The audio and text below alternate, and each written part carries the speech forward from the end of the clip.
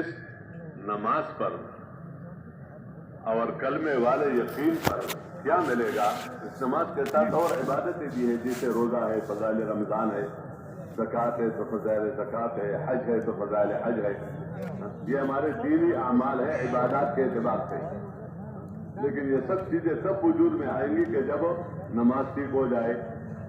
تو اس ایمان پر اور ان اعمال پر، یہ جو نماز ہے، اچھا نماز میں قرآن پڑھا جاتا ہے تو قرآن پڑھنے پر، نماز میں ذکر ہے تو ذکر پر، نماز میں ان اعمال پر کیا ملے گا؟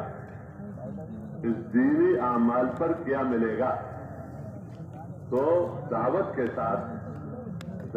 ساتھ اور اس نمازوں پر محنت کے ساتھ ان حلقوں میں بیٹھنا، توجہ اور دھیان کے ساتھ بیٹھنا، ادب کے ساتھ بیٹھنا، اپنے آپ کو محتاج اور ضرورت مند سمجھ کر بیٹھنا، اور اللہ اور اللہ کے رسول صلی اللہ علیہ وسلم کی بات کو متوجہ بن کر جس کی برکت سے ایک طرف ان اعمال پر جو وعدے ہیں اس کا یقین بڑھے گا، اور دوسری طرف ان اعمال کا شوق بڑھے گا.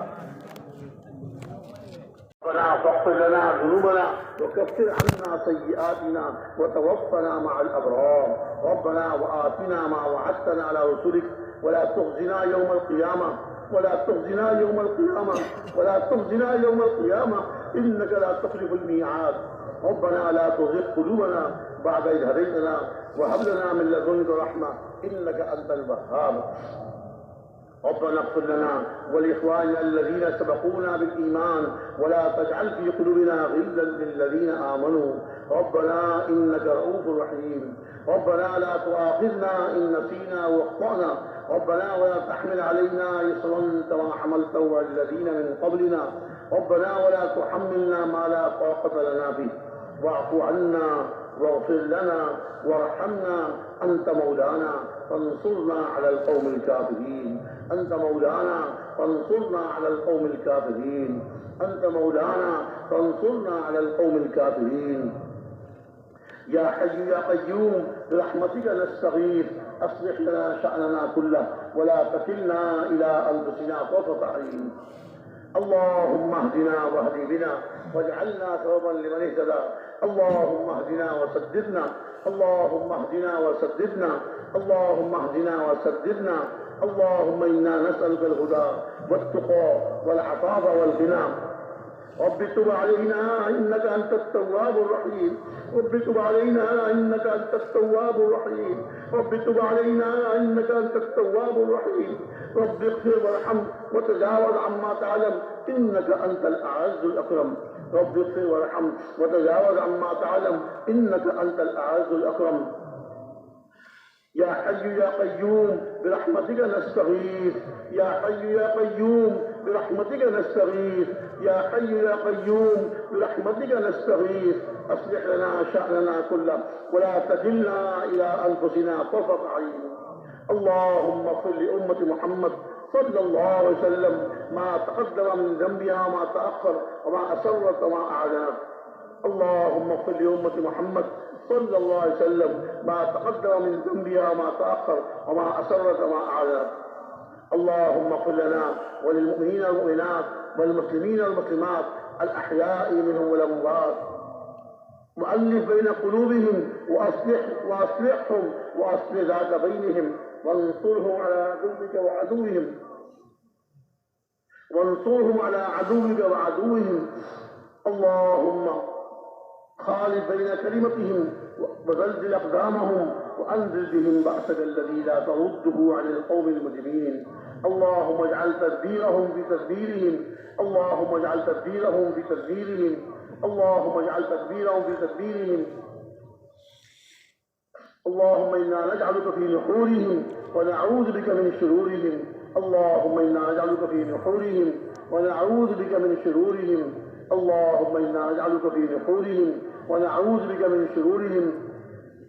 اللهم استر عوراتنا وآمن روعاتنا. اللهم استر عوراتنا وآمن روعاتنا.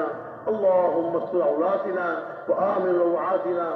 رب تب علينا إنك أنت التواب الرحيم. رب تقبل توبتنا واغسل حوبتنا وأجب دعوتنا وثبت حجتنا واهد قلوبنا واسلل سخيمة صدورنا وسدد ألسنتنا واهد قلوبنا واسلل سخيمة صدورنا.